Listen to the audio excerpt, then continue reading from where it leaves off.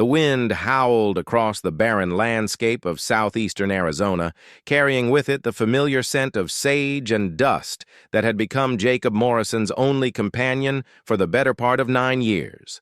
At 53, his weathered hands gripped the steering wheel of his battered pickup truck as he navigated the rutted dirt road that led to his remote cattle ranch. The nearest neighbor lived 47 miles away, and the closest town was a 2-hour drive through desert terrain that could turn deadly without warning. Jacob had not always been a man of solitude. Once his ranch had bustled with activity. His wife Sarah had filled their modest home with laughter and warmth, tending to her garden while he worked the cattle. Their 2 children, Michael and Emma, had grown up riding horses across these same plains before heading off to college and eventually settling in distant cities with families of their own. But cancer had taken Sarah 8 years ago, and the isolation that followed had gradually consumed whatever social connections Jacob once maintained. The ranch itself sprawled across 12,000 acres of high desert, an inheritance from his grandfather who had purchased the land for nearly nothing back in 1943. 3 generations of Morrisons had worked this unforgiving earth, building a modest but sustainable operation that ran about 300 head of Angus cattle. The land bordered the Chiricahua Mountains to the east and stretched toward the Dragoon Mountains to the west, placing it squarely in what locals called the heart of Apache country. Each morning, Jacob followed the same routine that had kept him sane through nearly a decade of self-imposed exile. He rose at 5:30, brewed coffee in the same pot Sarah had used, and stepped onto the wraparound porch to survey his domain in the pre-dawn darkness. The silence was absolute except for the occasional call of a coyote or the rustle of javelinas moving through the scrub brush. By 6, he was in his truck, checking water tanks and counting cattle, a process that could take him anywhere from 3 to 8 hours, depending on how far the herd had wandered in search of better grazing. The ranch house itself stood as a testament to frontier pragmatism. Built in 1952 by his father, it was a single-story adobe structure with thick walls designed to keep the interior cool during the scorching summer months and warm during the surprisingly cold desert winters.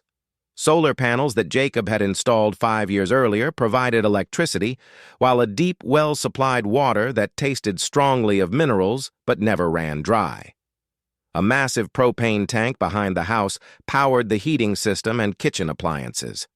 Jacob's only regular human contact came through his monthly trips to the feed store in Wilcox, where he purchased supplies and exchanged brief pleasantries with Ed Kowalski, the grizzled owner who had been selling feed and hardware to area ranchers for 37 years. These conversations rarely extended beyond discussions of weather, cattle prices, and the eternal struggle against drought that defined life in this corner of Arizona. "You're looking thinner every time I see you, Jake," Ed had commented during Jacob's last visit 3 weeks earlier. "When's the last time you had a decent meal that didn't come out of a can?" Jacob had shrugged off the concern, as he always did. Truth was, cooking for one person felt like an exercise in futility. He survived mainly on canned soup, frozen dinners, and the occasional steak when he butchered one of his own cattle. The kitchen that had once been Sarah's domain now served merely as a functional space where he heated food and made coffee. The loneliness had crept in gradually, like water finding its way through the smallest crack in a dam. For the first year after Sarah's death, friends and neighbors had made efforts to include him in social gatherings, church functions, and community events. But Jacob's grief had made him poor company, and eventually the invitations stopped coming. He told himself he preferred the solitude, that he had everything he needed within the boundaries of his ranch. The cattle required his attention, the land demanded respect, and the endless cycle of seasons provided enough variation to keep him occupied. But as winter settled over the high desert in December, even Jacob could not ignore the weight of his isolation. The days grew shorter, and the nights stretched endlessly, filled only with the sound of wind and his own restless thoughts. Television reception was poor despite the satellite dish, and he had read every book in the house at least twice. Sometimes he found himself talking aloud to the cattle or to his old border collie, Rex, who had died 2 years earlier, but whose ghost Jacob still sometimes glimpsed from the corner of his eye. The closest he came to human interaction was his weekly radio check-in with the Cochise County Sheriff's Department, a safety protocol he had established after Ed Kowalski insisted that someone needed to know if Jacob had an accident or medical emergency. Every Friday at 6 in the evening, he would key his handheld radio and report his status to Deputy Maria Santos, whose voice had become as familiar to him as his own. "Copper Creek Ranch checking in," he would say into the radio. "Copy that, Jake," Deputy Santos would respond. "All good out there?" "All good," he would confirm, and that would be the extent of their conversation. The irony was not lost on him that his ranch sat in the heart of what had once been Apache territory, land where Geronimo himself had hidden from federal troops in the 1880s. The Chiricahua Apache had lived in these mountains for centuries, moving freely across a landscape that white settlers would later divide with arbitrary lines and fences. Jacob sometimes wondered what those ancient inhabitants would think of his solitary existence, a single man guarding cattle across thousands of acres that had once supported entire communities of people who understood how to live in harmony with this harsh environment. As December wore on and the nights grew longer, Jacob found himself increasingly restless. Sleep came fitfully, interrupted by dreams of Sarah and memories of better times. During the day, he threw himself into maintenance projects around the ranch, repairing fence lines, servicing equipment, and organizing the barn, even though it was already spotless. Physical labor helped quiet his mind, but it could not fill the growing void that seemed to expand with each passing day. The weather forecast called for a significant storm system to move through the region in the coming week, potentially bringing snow to the higher elevations and freezing temperatures to the valley floor. Jacob spent 2 days preparing, moving cattle closer to the ranch house where he could monitor them more easily, checking heating systems and stacking firewood on the covered porch. He filled every available container with water in case the pipes froze and made sure his generator was fueled and ready. On the evening of December 20th, as he completed his final preparations for the incoming storm, Jacob stood on his porch and watched the western sky turn brilliant shades of orange and purple. The sunset painted the distant mountains in colors that no photograph could capture, a daily miracle that he had witnessed thousands of times but never tired of seeing. For a moment, the beauty of the scene made him forget his loneliness, and he felt connected to something larger than his own small existence. The temperature was already dropping as darkness fell, and Jacob retreated inside to heat a can of chili for dinner. He ate mechanically while reading a ranching magazine he had already studied cover to cover, the silence of the house broken only by the ticking of the old clock on the mantel and the occasional groan of the building settling in the changing temperature. Outside, the wind began to pick up, rattling the windows and sending tumbleweeds skittering across the yard. As he prepared for bed, Jacob reflected on how different his life had become from what he had once imagined. At 25, when he had brought Sarah to this ranch as his new bride, he had envisioned a house full of children and grandchildren, holiday gatherings that would fill every room with noise and laughter, and a legacy that would extend far beyond his own lifetime. Instead, he faced the possibility that he might be the last Morrison to work this land, that everything his grandfather and father had built might die with him. The storm arrived before dawn, bringing with it a bitter wind that seemed to penetrate every crack and crevice of the old house. Jacob woke to the sound of sleet pelting against the bedroom window and the distant lowing of cattle huddled together for warmth. By the time he had coffee ready, 6 inches of snow covered the ground, and more continued to fall. The temperature gauge on the porch read 18 degrees, unusually cold for this part of Arizona. Jacob spent the morning breaking ice on water tanks and distributing hay to the cattle, who stood with their backs to the wind and their heads lowered against the driving snow. His breath formed clouds in the frigid air, and his fingers went numb despite heavy gloves. By noon, the storm showed no signs of abating, and he retreated to the house to warm up and plan his next move. That evening, as he sat in his recliner listening to the wind howl around the house, Jacob experienced a profound sense of his own mortality.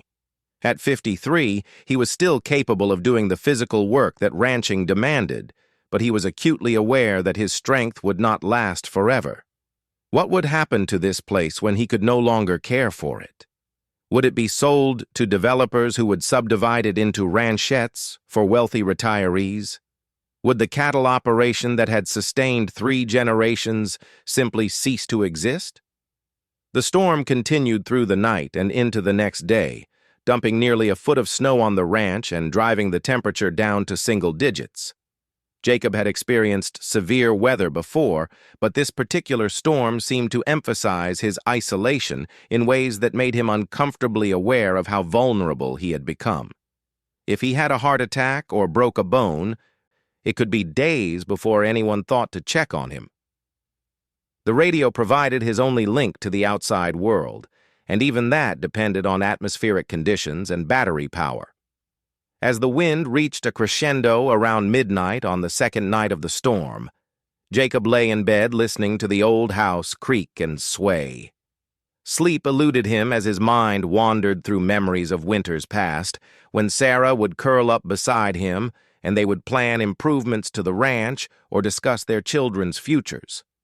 Now the bed felt enormous and cold despite the electric blanket, and the silence between wind gusts seemed to echo with all the conversations that would never happen.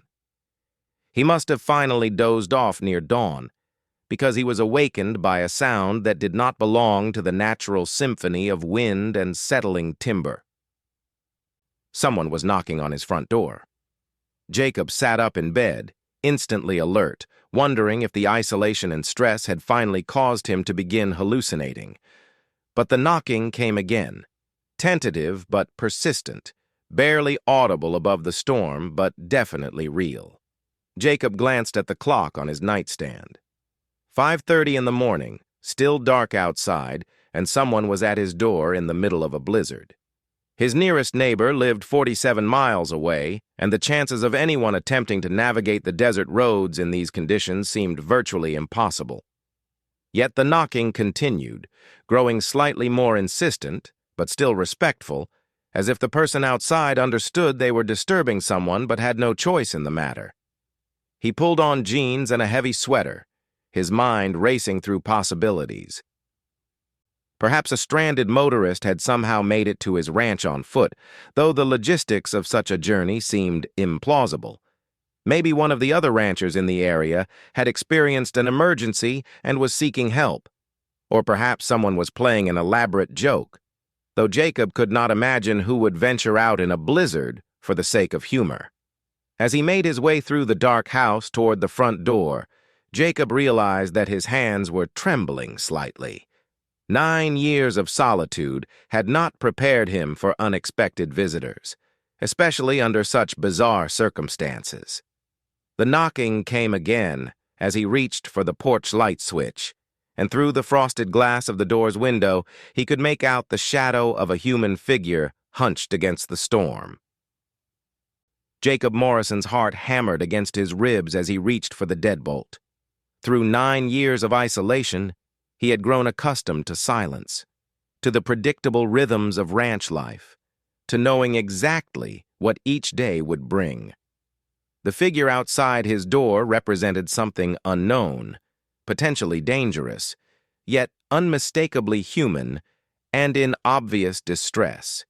He flipped on the porch light and peered through the window. What he saw made him immediately unlock the door despite every instinct for caution.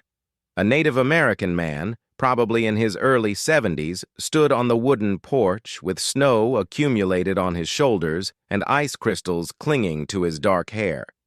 He wore traditional clothing that offered little protection against the brutal cold, a wool shirt, leather vest, and what appeared to be handmade moccasins that were completely unsuitable for walking through snow.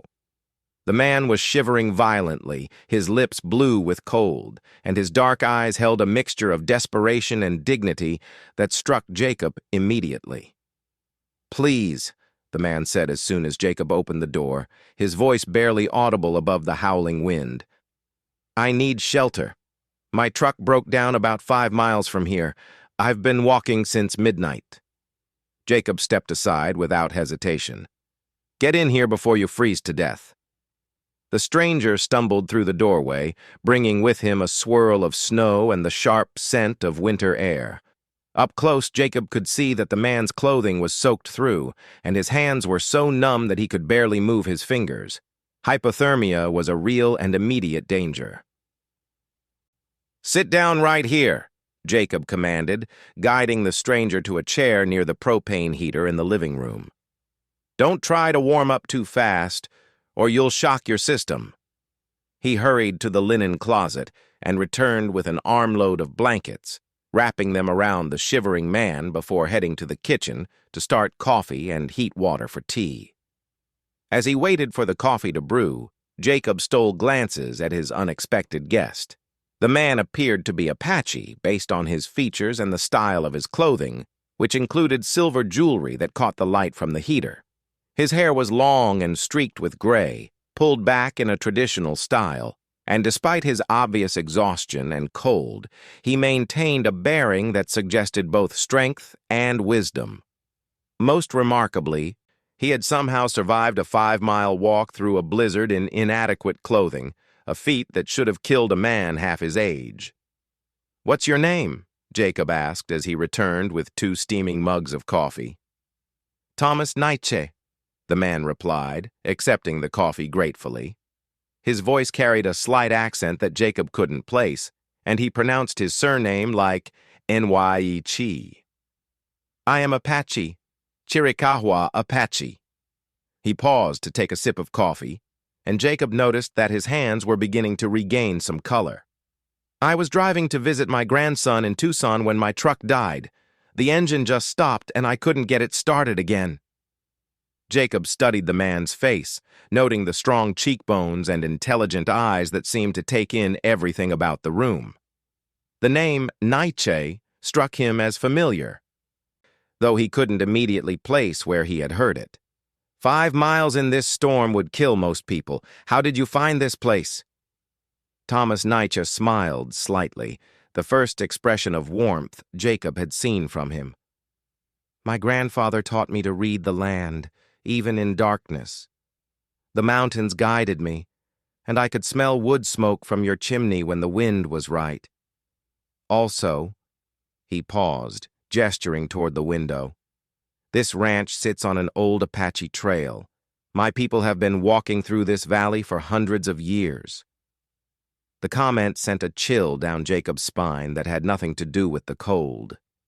He had always suspected that his property held historical significance, given its location between mountain ranges that had served as Apache strongholds. Finding arrowheads while working the land was common, and he had occasionally discovered what appeared to be fire rings from ancient campsites. But to have a descendant of those original inhabitants arrive at his door during a blizzard seemed like more than mere coincidence. "You can stay here until the storm passes," Jacob said. "I've got a spare bedroom and there's no way you're going back out in this weather. We'll figure out how to get your truck fixed once we can see what we're dealing with." Thomas Nietzsche nodded gratefully. "I don't want to impose. You have already saved my life by taking me in. Many people would have been afraid to open their door to a stranger in the night." Jacob considered this observation. Under normal circumstances, he might have been more cautious about letting an unknown person into his home. But something about the man's demeanor, his obvious distress, and the extraordinary circumstances of his arrival had overridden Jacob's usual wariness. Perhaps 9 years of loneliness had made him desperate enough for human company that he was willing to take risks he would normally avoid. "Let me get you some dry clothes," Jacob said. "You're about my size, maybe a little taller. Can't have you sitting around in wet things." As Thomas changed into Jacob's spare clothing, Jacob found himself experiencing emotions he had almost forgotten. The simple act of having another person in his house, of being needed and useful, awakened something that had been dormant for years. The routine of making extra coffee, finding towels, and preparing the guest room felt almost foreign after so much time alone, yet deeply satisfying in a way that surprised him. When Thomas emerged from the bedroom wearing Jacob's jeans and flannel shirt, he looked more like a retired professor than the traditional Apache elder who had appeared at the door. Only his long hair and distinctive features revealed his heritage, and Jacob was struck by how easily the man seemed to move between different worlds and identities. "Tell me about this ranch," Thomas said, as they settled into chairs near the heater. "It has a good feeling to it, like it has been cared for with respect." Jacob found himself talking more than he had in months, describing the history of the property and his family's connection to the land. Thomas listened intently, asking thoughtful questions about the cattle operation, the water sources, and the seasonal patterns that governed life in the high desert. As they talked, Jacob began to relax in a way that felt both natural and revolutionary after years of self-imposed isolation. "My great-grandfather Cochise used to bring hunting parties through this valley," Thomas said during a pause in the conversation. "There is a spring about 2 miles northeast of here where Apache warriors would water their horses. They called this place Valley of the Long Shadows because of the way the mountains create shadows that stretch across the flat ground." Jacob leaned forward, fascinated. "I know that spring. I use it for the cattle during dry years. There are petroglyphs on the rocks nearby." "Yes," Thomas smiled. "Some of those were made by my ancestors. They used that place as a message board, leaving symbols to tell other Apache about game movements, weather patterns, and safe passage routes." "Your ranch sits at the intersection of several traditional trails." The storm continued to rage outside, but inside the warm house, Jacob felt more engaged and alive than he had in years. Thomas proved to be an excellent storyteller, sharing legends and historical accounts that brought the surrounding landscape to life in ways Jacob had never imagined. In return, Jacob found himself describing his own family's history with the land, the challenges of modern ranching, and the gradual changes he had witnessed in the local ecosystem over 3 decades. As morning arrived, the snow continued to fall, though the wind had diminished somewhat. Jacob prepared breakfast while Thomas studied the collection of books on local history that filled one wall of the living room.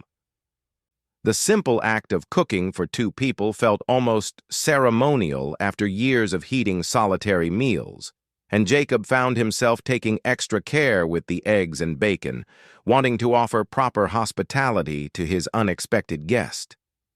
"You have good books," Thomas observed, holding up a volume about Apache culture. "Many people who live in this area never learn about the original inhabitants. They see only empty land, not the communities that thrived here for centuries." Jacob served breakfast and settled across from his guest. "I've always been curious about the history, but I never had anyone to ask. The local museums have some information, but it feels incomplete, like they're missing the real stories." "Museums preserve objects," Thomas said thoughtfully, "but stories live in people. Each generation passes down what the previous generation thought was important to remember. Some stories are lost, but others grow stronger with each telling." As they ate, Thomas began to share more personal details about his life. He was 74 years old, a retired teacher who had spent most of his career working on the San Carlos Reservation. His grandson attended the University of Arizona and was studying engineering, representing the 4th generation of his family to receive formal education while maintaining connections to traditional Apache culture. The trip to Tucson had been planned as a surprise visit to help the young man prepare for final exams. "What about your family?" Thomas asked. "This house feels like it was built for more than one person." Jacob found himself describing Sarah and their children. The gradual emptying of the house, and the years of isolation that had followed. To his surprise, talking about his wife's death didn't bring the usual wave of grief and guilt. Instead, sharing memories with someone who listened without judgment felt like a form of healing he hadn't known he needed. "Grief is like winter," Thomas said after Jacob finished speaking. "It seems like it will last forever, but eventually spring comes. The question is whether we remain open to new growth when the season changes." The observation struck Jacob with unexpected force. For 9 years, he had treated his isolation as a permanent condition, a natural response to loss that would continue until his own death. The possibility that his current life represented just one season among many had never occurred to him. By afternoon, the storm had weakened enough for Jacob to venture outside and check on the cattle. Thomas insisted on helping despite Jacob's protests that the work was unnecessary for a guest. Together they broke ice on water tanks, distributed hay, and counted animals to make sure none had been lost to the cold. Thomas moved with an ease and confidence that suggested familiarity with outdoor work, and his observations about the cattle's behavior revealed a depth of knowledge that surprised Jacob. "You know a lot about livestock for a teacher," Jacob commented as they finished their rounds. Thomas smiled. "I taught on the reservation, but I also helped my brother with his cattle operation for 40 years. Apache people have always adapted to changing times. We learned to raise cattle and horses from the Spanish, then modified those skills to survive in the modern world. Education and traditional knowledge aren't separate things. They're both tools for understanding the world." As evening approached, they returned to the house to find that the power had gone out, probably due to ice accumulating on lines somewhere between the ranch and the nearest transformer. Jacob started the generator and lit oil lamps, creating a warm glow that made the living room feel cozy and intimate. The loss of electric lighting seemed to enhance rather than diminish the atmosphere, encouraging conversation and reflection in ways that modern conveniences somehow discouraged. Thomas proved to be skilled at storytelling in the traditional sense, sharing legends and historical accounts with a rhythm and cadence that suggested years of practice. He told stories about Geronimo's final years, about Apache scouts who served with the U.S. Army, and about the complex relationships between different tribal groups and the expanding American frontier. Each story seemed to contain multiple layers of meaning, offering insights into human nature that transcended cultural boundaries. In return, Jacob found himself describing his own family's struggles and triumphs, the economic pressures that had driven small ranchers out of business, and his growing concerns about the future of rural communities in general. The conversation flowed naturally between personal experiences and broader social issues, creating a sense of mutual understanding that neither man had expected when the evening began. "You know," Jacob said as they prepared for bed, "this is the most I've talked in probably 5 years. I'd almost forgotten what it felt like to have a real conversation." Thomas nodded thoughtfully. "Isolation can become a habit, like any other behavior. But humans are social creatures.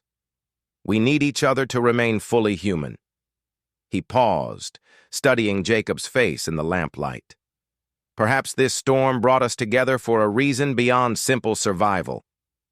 The third morning dawned clear and cold, with brilliant sunshine reflecting off the snow-covered landscape in ways that hurt the eyes but lifted the spirit. Jacob woke early, as was his habit, but instead of the usual silence that greeted each day, he could hear someone moving around in the kitchen. The sound of another person preparing coffee and starting breakfast felt simultaneously foreign and wonderfully familiar, like returning to a home he had forgotten existed. Thomas Nietzsche had risen before dawn, despite being a guest, and was already cooking eggs and heating leftover biscuits when Jacob emerged from his bedroom. The older man moved around the kitchen with surprising familiarity, finding utensils and supplies as if he had lived in the house for years rather than days. "You didn't need to do this," Jacob protested, though he was secretly pleased by the gesture. "In my culture, guests contribute to the household," Thomas replied with a smile. "Besides, you saved my life. Cooking breakfast is a small way to show gratitude."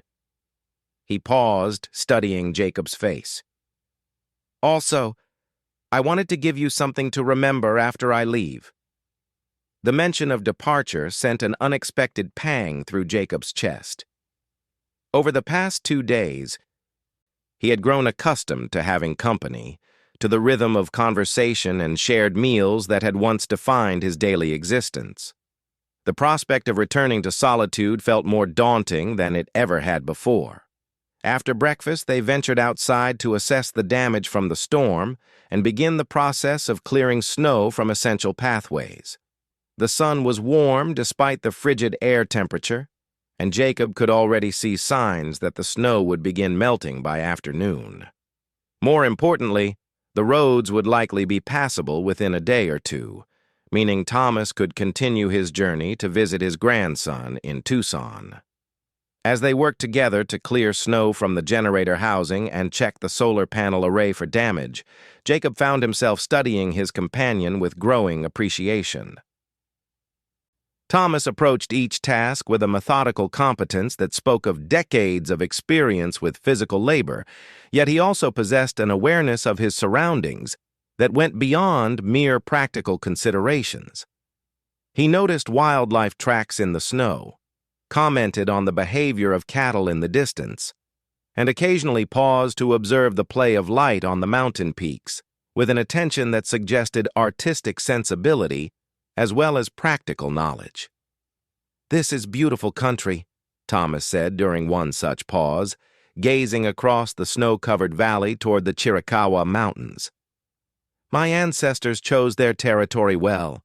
Good water, defensible positions, game animals, and enough space for people to live without crowding each other." Jacob followed his gaze, seeing the familiar landscape through different eyes. "I've always loved it here, but I never thought about it from a strategic perspective. Your people must have had good reasons for fighting so hard to keep it." "We fought because this was home," Thomas said simply. "Not just land that belonged to us, but land that we belonged to. The relationship goes both ways. People take care of the land, and the land takes care of people." He turned to look at Jacob directly. "You understand that relationship. I can see it in how you manage your cattle, how you maintain your equipment, how you move across this place. You belong here." The comment struck Jacob as profoundly true in ways he struggled to articulate. Despite his isolation and the challenges of modern ranching, he had never seriously considered leaving this place. The land felt like an extension of his own identity, and he had assumed that his connection to it was simply a matter of family history and economic necessity. Thomas was suggesting something deeper, a spiritual relationship that transcended ownership or occupation. By midday, the snow had begun to melt in earnest, creating small streams that meandered through the yard and revealing patches of brown grass beneath the white blanket. Jacob suggested they take his truck and attempt to locate Thomas's disabled vehicle, both to assess the extent of mechanical problems and to retrieve any personal belongings that might be important. They found the breakdown site about 6 miles from the ranch, where an old Chevrolet pickup sat half buried in a snowdrift beside the county road. Thomas had been remarkably accurate in his estimate of distance, considering he had walked through a blizzard in near-total darkness. The truck was a 1987 model that had clearly been well-maintained despite its age, with hand-tooled leather seat covers and a small dream catcher hanging from the rearview mirror. Jacob opened the hood and immediately spotted the problem: a broken alternator belt that had caused the engine to overheat and shut down. It was a relatively minor repair that could be completed with parts from the auto supply store in Wilcox, assuming the engine hadn't suffered permanent damage from overheating. "Good news," Jacob announced. "This isn't as bad as it could have been. We can probably get you back on the road tomorrow if we can find the right belt and check a few other things." Thomas nodded, though he seemed more interested in retrieving a worn leather bag from behind the driver's seat than in discussing mechanical repairs. "This contains some things I wanted to give my grandson," he explained. "Family items that have been passed down for generations." As they drove back to the ranch, Jacob found himself reluctant to begin the process of returning his guest to the outside world.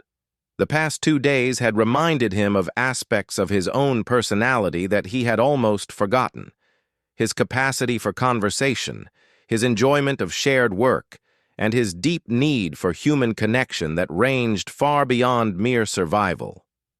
The prospect of resuming his isolated existence felt less like a return to normal than like a sentence to emotional prison. "Thomas," he said as they unloaded tools from the truck, "I want you to know that these past few days have meant more to me than you probably realize. I hadn't understood how much I missed having someone to talk to until you showed up." The older man paused in his work and looked at Jacob with an expression of understanding that suggested he had recognized the depth of his host's loneliness from the beginning. "Loneliness is like a disease," he said. "It gets worse if left untreated, but it can also be healed with the right medicine. Sometimes that medicine is simply the presence of another human being who accepts you as you are." That evening, as they shared what both men assumed would be their final meal together, Thomas brought up a subject that surprised Jacob with its directness and insight. "You know," Thomas said, setting down his coffee cup, "I've been thinking about this ranch, about your situation, and about some problems my own community faces. I wonder if there might be opportunities for connection that could benefit everyone involved." Jacob leaned forward, intrigued. "What do you mean?" "The San Carlos Reservation has many young people who need to learn practical skills: ranching, land management, equipment maintenance, traditional ecological knowledge. You have land, expertise, and clearly the ability to teach, based on how you've shared information with me over the past few days. There might be ways to create programs that would bring people together while preserving important knowledge." The suggestion opened possibilities that Jacob had never considered. He had always assumed that his knowledge and experience would die with him, that the skills developed over 3 generations of family ranching had no value in a modern world that increasingly favored large corporate agriculture over small family operations. The idea that young Apache people might benefit from traditional ranching skills, and that he might benefit from their energy and perspectives, represented a potential solution to multiple problems. "I don't know anything about teaching formal classes," Jacob said, though his tone suggested interest rather than dismissal. "The best teaching happens through working together," Thomas replied. "Traditional Apache education involved young people learning by participating in adult activities, by being included rather than separated. You wouldn't need to create artificial lessons, just share the work you do every day with people who want to learn." As they continued to discuss the possibilities, Jacob began to envision scenarios that seemed both practical and appealing. Young people from the reservation could spend summers or weekends at the ranch, learning cattle management, equipment maintenance, and land stewardship, while providing the additional labor that would allow him to expand or improve his operation. The cultural exchange could flow both ways, with Jacob learning about traditional ecological knowledge that might help him manage his land more sustainably. "There's something else," Thomas added. "My nephew runs a program for at-risk youth on the reservation. Many of these young people have lost connection with traditional culture and also lack opportunities in the modern economy. Working with cattle, learning to read the land, understanding the relationship between humans and nature. These experiences can be transformative for people who have lost their way." The conversation continued late into the evening, ranging from practical considerations about insurance and liability to broader philosophical discussions about the value of intergenerational knowledge transfer. Jacob found himself more excited and energized than he had been in years, his mind spinning with possibilities that extended far beyond his current existence as an isolated caretaker of family land. The next morning brought warm sunshine and rapidly melting snow that turned the dirt roads into muddy obstacles, but also meant that travel would soon be possible. Jacob and Thomas drove to Wilcox to purchase parts for the broken truck and make phone calls to arrange the proposed collaboration between the ranch and the reservation youth program. The auto parts store proved to have everything needed for the repair, and within 2 hours, Thomas's truck was running smoothly again. But instead of immediately departing for Tucson, Thomas accepted Jacob's invitation to stay one more night so they could finalize plans for the educational program they had discussed. That evening, as Thomas prepared to leave the following morning, both men acknowledged that their chance encounter had fundamentally changed their perspectives and opened possibilities that neither had imagined just 4 days earlier. For Jacob, the prospect of sharing his knowledge and connecting with young people represented a new purpose that could give meaning to his remaining years. For Thomas, the opportunity to provide practical education for reservation youth while honoring traditional values offered hope for strengthening his community's connection to the land. "You know," Jacob said as they shook hands in farewell, "when I heard that knocking on my door, I thought someone needed rescuing. I didn't realize that I was the one who needed to be saved." Thomas smiled and clasped Jacob's shoulder with genuine affection. Sometimes the person who gives shelter receives the greater gift. You opened your door to a stranger, but you opened your heart to possibility. That takes courage. As Thomas's truck disappeared down the dirt road in a cloud of dust and morning sunlight, Jacob Morrison stood on his porch and surveyed the land that had been his solitary domain for 9 years.